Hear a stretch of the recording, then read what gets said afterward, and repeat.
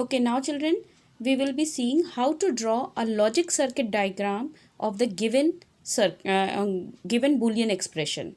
Let's suppose we have taken this Boolean expression as AB naught plus B naught C plus BC whole naught. Now, if I have to draw the logic circuit diagram of this expression, what I will do, first of all, I will find out what are the variables used in this expression. So, we can see that there are three variables A, B and C used in this expression. So, what we have done, first of all, we have listed out the three variables and then we have drawn the vertical lines beneath all these three variables to represent the input lines of these variables. Okay. Next what we are going to do is, next we are going to create the complement of any of the complement variables given in the expression. See, as we can see in the expression, we have B complement given, right? But A and C are not in complement form. So what we have done, we have created the B complement input line. How we have done?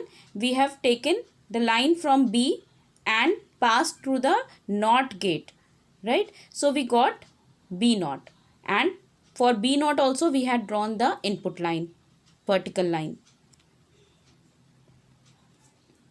Next, what we will be doing is, we will be drawing the first component of the expression. That is, the first component of the expression is AB naught. So we are going to draw this expression. Now AB naught means it is using the AND gate. So how we will draw? We will take one line from A and another line from B naught, and we will be connecting them with the AND gate. So it will be bring AB naught. In the same way, we are going to draw the gate for B naught C. We will take one line from B naught and one line from C and connecting it through the AND gate. So we got B naught C. In the same way, we are going to draw this component BC whole naught. So how we are going to draw the component? First of all, we are going to draw BC. How BC is drawn?